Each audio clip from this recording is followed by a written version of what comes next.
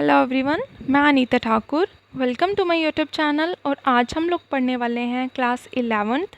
इसमें हम लोग स्टडी करेंगे सब्जेक्ट हिस्ट्री, जिसमें जो आप लोग की बुक है हिस्ट्री की, उसमें हम लोग अर्ली सोसाइटीज़ के बारे में स्टडी करेंगे। और इस बुक का फर्स्ट चैप्टर है from the beginning of the time.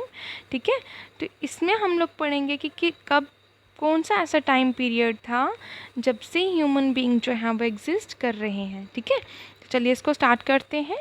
यहाँ पर बताया गया है, ये जो चैप्टर है उसमें हम लोग ये बात करेंगे कि ह्यूमन एग्जिस्टेंस जो है वो कब से स्टार्ट हुआ, मतलब ह्यूमन बीइंग जो है वो कब से उन्होंने मतलब इवॉल्व होना स्टार्ट किया। उसके बाद बताया गया है कि ह्यूमन क्रिएचर्स जो हैं, फर्स्ट ह्यूमन क्रिएचर जो थी जिसको अर्थ सरफेस पर देखा गया या अपीयर हुई थी, वो अराउंड 5.6 मिलियन ईयर एगो देखा गया था, वो एग्जिस्टेंस में आई थी। क्लियर है। और उसके बाद देखा गया बहुत सारी अदर फॉर्म्स जो थी ह्यूमंस की, वो भी एमर्ज होने लगी और समय के साथ एक्सटिंक्ट होती गई, मतलब वैनिश होती चली गई, यहाँ से ख़त्म हो गई। और उसके बाद क्या हुआ, ह्यूमन बींग्स ने अराउंड जो हम लोग बोल सकते हैं जो आज के ह्यूमन बींग्स हैं, जिनको मॉडर्न ह्यूमंस कहा जाता है, वो ओरिजिनेट तो हुआ था बहुत पहले, लेकिन अगर हम लोग बात करें 1,60,000 ईयर्स एगो की, तो उसमें उन्होंने क्या किया है, जो ये पहला टाइम पीरियड था, जो लोग एक्सटिंक्ट हो चुके हैं उनसे बहुत सारी चीज़ें जो हैं वो एक्वायर कर ली हैं, मतलब उनसे थोड़ा और ज़्यादा डेवलप्ड हो चुके हैं, उनसे और ज़्यादा इम्प्रूव्ड हो चुके हैं। क्लियर है। नेक्स्ट यहाँ पर बताया गया है, अगर हम लोग इस लॉन्ग पीरियड की बात करें, कि ह्यूमन हिस्ट्री की बात करें, तो जिससे हम लोगों को मतलब ह्यूमन हिस्ट्री से हम लोगों को ये पता चलता है कि पीपल जो कि ह्यूमन बीइंग कहा जाता है जिनको, उन्होंने फूड को कैसे ऑब्टेन किया। वो क्या करते थे उस टाइम पर, वो स्क्वैंचिंग करते थे, वो हंटिंग करते थे एनिमल्स की, और क्या करते थे, वो गैदरिंग करते थे। किसकी गैदरिंग करते थे? प्लांट्स की गैदरिंग करते थे, जिससे कि वो खुद को सरवाइव करा सकें। ठीक है। और उसके बाद उन्होंने क्या किया, ये जो भी ह्यूमन बीइंग्स थे उस टाइम पर, उन्होंने ये सीखा कि हम लोगों को किस तरह से स्टोन टूल्स बनाने हैं, मतलब पत्थर के औजार कैसे बनाने हैं, और किस तरह से कम्युनिकेट करना है लोगों के साथ, मतलब ईच अदर, एक दूसरे के साथ। और बताया कि यहाँ पे जबकि उन्होंने फूड के अदर वेज़ भी ऑब्टेन कर लिए थे, मतलब अदर वेज़ भी सीख लिए थे, जान लिए थे कि खाना मतलब क्या है, उसकी इम्पोर्टेंस क्या है, लेकिन उन्होंने बाद में भी हंटिंग और गैदरिंग जो थी उसको कंटिन्यू रखा। इवन आज के टाइम पर भी हंटर गैदरर सोसाइटीज़ जो हैं वो मोस्टली वर्ल्ड के बहुत सारे पार्ट्स में देखी जाती हैं, जिनको हम लोग नोमैडिक पीपल या पैस्टोरलिस्ट कहते हैं, जिससे हम लोगों को ये पता चलता है कि उनका लाइफस्टाइल आज भी एग्जिस्ट कर रहा है, प्रेजेंट टाइम में एग्जिस्ट कर रहा है, और कहीं ना कहीं उनके लाइफस्टाइल में हंटिंग जो है वो आज भी शामिल है। ठीक है, जो कि पास्ट में हुआ करती थी।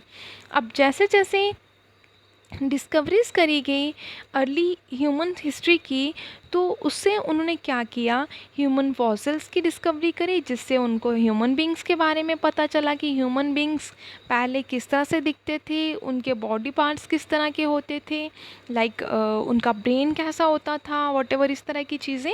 स्टोन टूल्स की डिस्कवरीज हुई, जिससे उन्हें यह पता चला कि ह्यूमन बींग्स जो कि पहले टाइम पर हुआ करते थे, अर्ली टाइम हुआ करते थे, उन्होंने स्टोन टूल्स बनाए, किस तरह से उन्होंने पत्थरों का यूज़ करना स्टार्ट किया, टूल्स बना के, मतलब इक्विपमेंट्स बना के। ठीक है।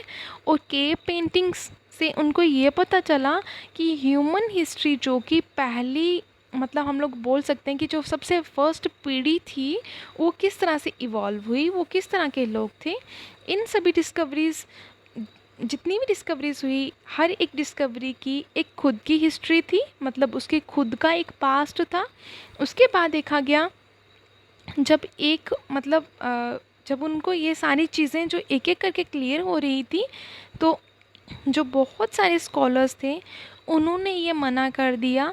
किसको मना कर दिया? उन्होंने ये मानने से मना कर दिया कि ये जो फॉसिल्स हैं वो अर्ली ह्यूमंस के नहीं हैं। उन्होंने ये मना कर दिया कि ये अर्ली ह्यूमन के फॉसिल्स नहीं हैं, ठीक है। और उसके बाद उन्होंने कहा कि ये क्या है, ये स्केप्टिकल हैं, जिनमें क्या था about the ability of early humans. और उन्होंने कहा कि ये ऐसे लोगों के मतलब फॉसिल्स हैं जो कि जिनमें क्या था, जो क्या कर सकते थे, जो स्टोन टूल्स बना सकते थे, जो पेंटिंग कर सकते थे, ठीक है।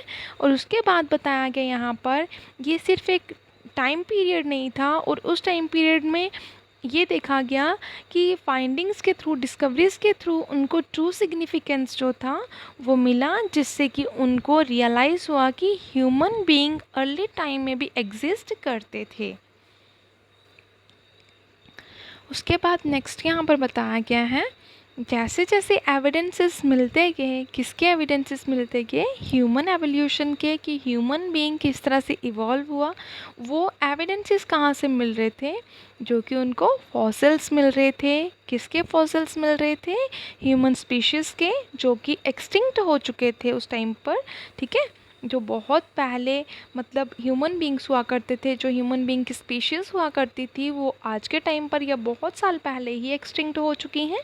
फॉसिल्स जो थे उस टाइम पर ये बताते, ये डायरेक्ट केमिकल एनालिसिस करे जाते या इनडायरेक्टली बाय डेटिंग सेडिमेंट्स मतलब एनालिसिस करा जाता, ये रिकॉग्नाइज किया जाता कि ये कब मतलब कैसे इनको हम लोग सिंपली ये बात कर सकते हैं कि ये बरीड थे, मतलब मिट्टी के नीचे दबे हुए थे, जिसके बाद उनके कुछ बॉडी पार्ट्स लाइक स्कल हो गया, जाज हो गए, वॉटेवर, हैंड्स मतलब जो उनके हो गए, इस तरह की चीज़ें जो हैं वो ये बता सकती थी कि ये पर्टिकुलरली ह्यूमन से ही बिलोंग करते हैं, कि ह्यूमन प्रजाति ही है, मतलब ह्यूमन बींग्स ही हैं, स्पीशीज़ हैं, जिससे कि उन्होंने ये पता किया कि ये बहुत साल पहले मिट्टी में दब चुके थे, जो कि आज के टाइम पर टोटली क्या हो चुके हैं, एक्सटिंक्ट हो चुके हैं। और उसके बाद यहाँ पर क्या बताया गया कि इन सभी फॉसिल्स को इकट्ठा करके ही उन्होंने एक सीक्वेंस ह्यूमन एवोल्यूशन किया, जो कि बहुत सालों तक काम करने के बावजूद मतलब बाद निकाला गया। और उसके बाद देखा गया यहाँ पर कि जैसे जैसे डिस्कवरीज हो रही थी, एक के बाद एक डिस्कवरी होती गई। अराउंड हम लोग ये बोल सकते हैं, जब हम लोग डिस्कवरीज की बात करते हैं ना, तो मोस्टली डिस्कवरीज जो हैं वो अराउंड 200 ईयर्स पहले ही स्टार्ट हुई, जब बहुत सारे स्कॉलर्स जो थे उन्होंने एक्सेप्ट किया कि फॉसिल्स हैं, और जिनसे हम लोगों को ये पता चल सकता है कि स्टोन टूल्स को कब बनाया गया, पेंटिंग्स जो हैं उनमें क्या लिखा गया। और एक्चुअली ये सारी चीज़ें जो हैं, स्टोन टूल्स हो गए, पेंटिंग्स हो गए, या फिर जितने भी ये फॉसिल्स हैं, वो अर्ली फॉर्म ऑफ ह्यूमंस के साथ कनेक्टेड हैं। क्लियर है? नेक्स्ट यहाँ पर बताया गया, इससे हम लोग को ये पता चलता कि उनका एक और बिलीफ जुड़ गया कि ओल्ड टेस्टामेंट ऑफ बाइबल जो था उसमें ये बताया गया कि ह्यूमन ओरिजिन जो है वो किसके द्वारा हुआ है, भगवान की क्रिएशन है, गॉड ने उन्हें क्रिएट किया है। लेकिन अब ये भी तो पता चल रहा था ना कि फॉसिल्स के थ्रू कि अर्ली ह्यूमन बींग्स भी एग्जिस्ट कर रहे थे। जैसे एग्जांपल दी गई है यहाँ पर, अगस्त 1856 में वर्कमैन मतलब बहुत सारे वर्कर्स जो थे उन्होंने क्वेरिंग फॉर लाइमस्टोन, वहाँ पर क्या था, काम चल रहा था। कहाँ पर ये काम चल रहा था जी? जर्मन सिटी जिसका नाम था दसलॉफ, ठीक है। तो वहाँ की नंदर वैली है, जर्मन सिटी है, मतलब जर्मन वैली ही आप लोग बोल सकते हैं इसको।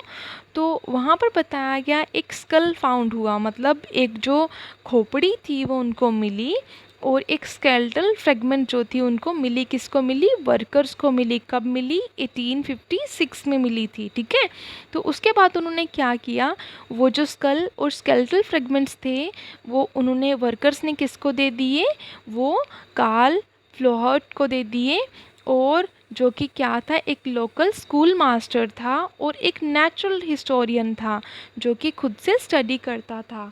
उसकी खुद की कोई भी लैब या इस तरह का कुछ भी कोई भी चीज़ नहीं थी। उसने रियलाइज़ किया, उसने ये पता किया कि ये जो स्कल है और ये जो मतलब स्केलेटल फ्रेगमेंट है वो किससे बिलोंग, ये मतलब मॉडर्न ह्यूमन से बिलोंग नहीं करता है, ये अर्ली ह्यूमन का स्कल है और वही स्केलेटल फ्रेगमेंट्स हैं, ठीक है।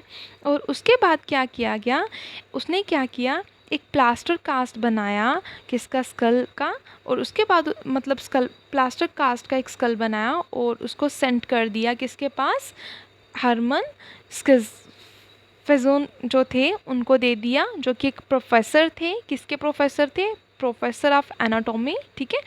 और जो कि कहाँ पर प्रोफेसर का काम कर रहे थे, वो प्रोफेशनल थे वो बोन यूनिवर्सिटी में। तो उसके कुछ सालों के बाद देखा गया उन्होंने जॉइंटली एक पेपर पब्लिश किया, उसमें ये क्लेम किया गया कि जो स्कल है वो ह्यूमन फॉर्म को रिप्रेजेंट करता है, लेकिन वो आज के टाइम पर एक्सटिंक्ट हो चुका है।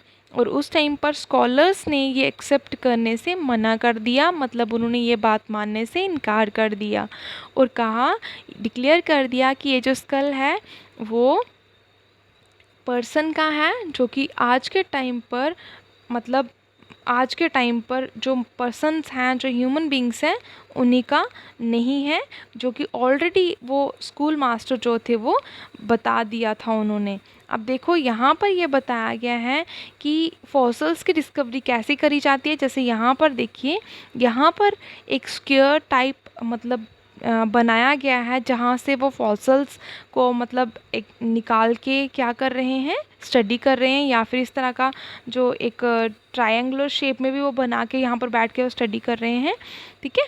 देन उसके बाद ये देखो, किसी भी तरह का जो फॉसिल्स होते हैं उनको मतलब निकालना पड़ता है, तो बहुत ही केयरफुली उसको निकालना पड़ता है कि अगर किसी फॉसिल को निकाल रहे हैं तो ऐसा नहीं होना चाहिए कि वो फॉसिल टूट जाए। अगर वो टूट जाएगा तो हम लोग प्रॉपर डिस्कवरी जो है वो नहीं कर पाएंगे।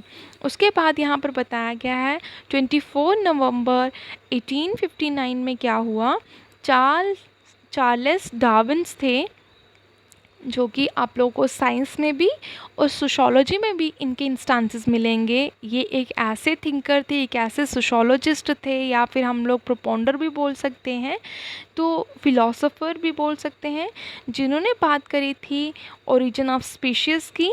उनकी बुक पब्लिश हुई थी और उन्होंने एक लैंडमार्क मतलब बना दिया था स्टडी ऑफ एवोल्यूशन के लिए। उन्होंने ऑर्गेनिज्म के एवोल्यूशन की बात करी थी, ठीक है। तो कहा जाता है कि उसमें उन्होंने जो ये ओरिजिन ऑफ स्पीशीज़ की बुक पब्लिश करी थी वो अराउंड 1250 कॉपीज़ बनी थी। तो उन फर्स्ट प्रिंट ही उनका क्या हो गया था, उसी दिन बिक गया था, मतलब वो सोल्ड आउट हो चुका था। इतना इंटरेस्टिंग वो उनकी बुक थी कि बहुत ज़्यादा कॉपीज़ जो उनकी अराउंड ये देखो 1000 समथिंग जो हैं वो एक ही दिन में सेल हो चुकी थी। और उसके बाद यहाँ पर बताया गया डार्विन जो थे, इस द थ्योरी ऑफ डार्विनिज्म भी कहा जाता है सोशोलॉजी में। तो डार्विन ने ये आर्ग्यू किया कि ह्यूमन जो है वो टाइम के साथ इवॉल्व होते हैं और पहले जो हैं वो बहुत लंबे समय तक उन्होंने एनिमल की तरह ही जीवन व्यतीत करा है, ठीक है।